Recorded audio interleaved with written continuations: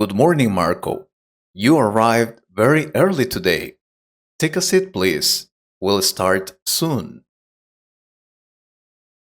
Morning, teacher. Yeah, I came earlier because I need you to help me, please. Do you remember you told me last time how I can learn English by myself? Yes, I remember. How did it go? Are you seeing any progress in your English level? Yes, teacher, I am improving my English, but I have a different problem now. I don't have anyone to help me evaluate my English level. I mean, I am learning English by myself, but I can't evaluate myself, right? What can I do? Of course, you can evaluate yourself, and I will tell you how you can do it. And for that, I need to tell you about SMART goals. Do you know what it means? It is goals that are specific, measurable, attainable, or realistic, relevant, and time bound. Specific. Make your goal specific by clearly identifying what is that you want to achieve. Measurable. Make your goals such that you can assign numbers to your progress. Attainable. Make your goal challenging, but not too challenging. Choose something that is doable for you. Relevant. Make sure that your goals align with what you care about and are interested in. And finally, time bound. Specify a time period for your goals. Try to use this formula for your own goals. It will help you a lot, believe me. And you really need to measure your progress because of some reasons. First,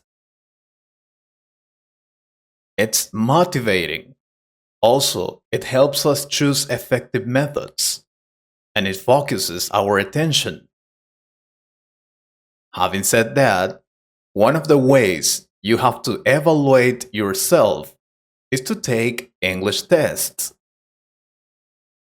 This is one of the easiest ways to measure your progress with high quality tests. And you don't need to take an IELTS or TOEFL test just to see your progress. Even free online tests can be useful. Keep in mind that none of these tests you find online will be perfect. They tend to focus on reading and listening and ignore writing and speaking. Still, even these limited online tests can give you a good sense of your level. And try taking the test again every couple of months to see your progress. Another way to evaluate yourself is to use tools and websites with metrics.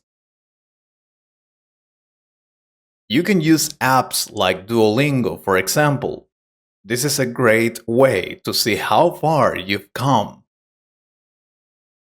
There are tons of similar kinds of apps to learn English: Anki, Memrise, Quizlet, and many more. The benefit of each of them is that they provide you with metrics that you can use to see how much you're learning. Keep a journal.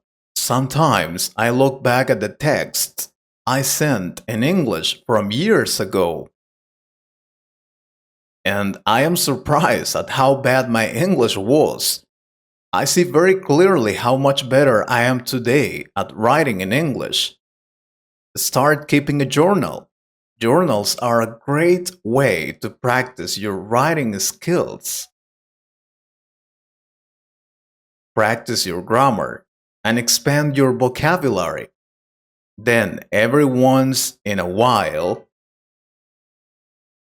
look back at your previous journal entries and see how far your writing has come. When I was learning English, I used to write letters, and I see those writings now. They were terrible. Another excellent way to evaluate yourself when you're learning English is read and reread books. What you have to do is pay attention to how difficult articles or books are for you. Maybe even make a note of the number of words you don't know and have to look up. Then, months or even years later, reread the same articles or books. Does it feel easier?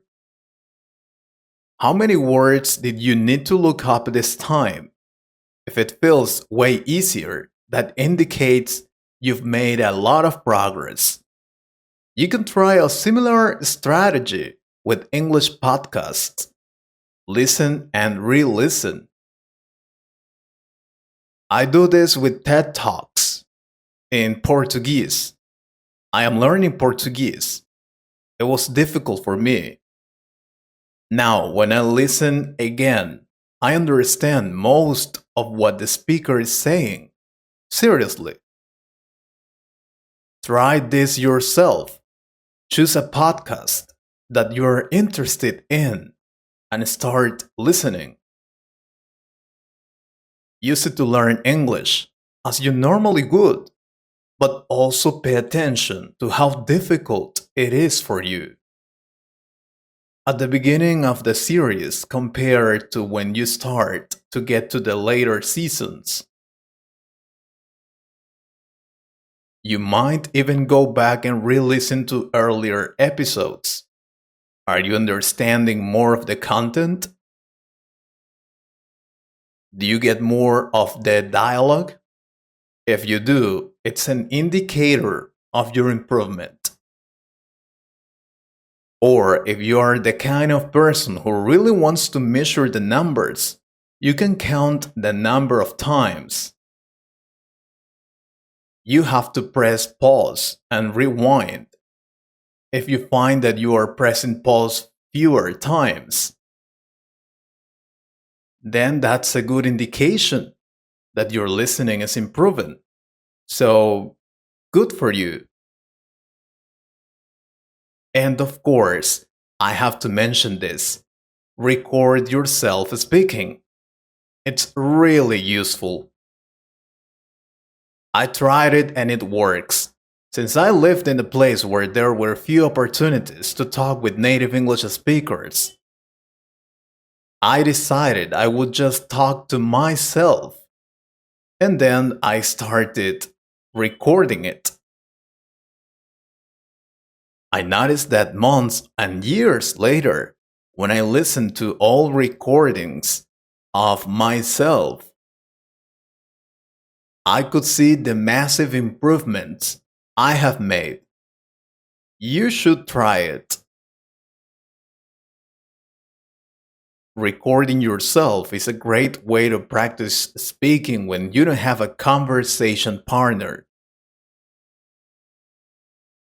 But it's also a great way to see your progress.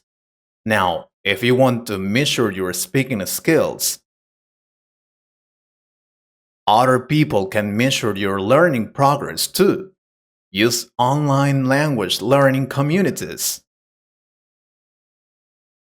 Facebook groups, apps, websites, Telegram groups. There are many ways to do it.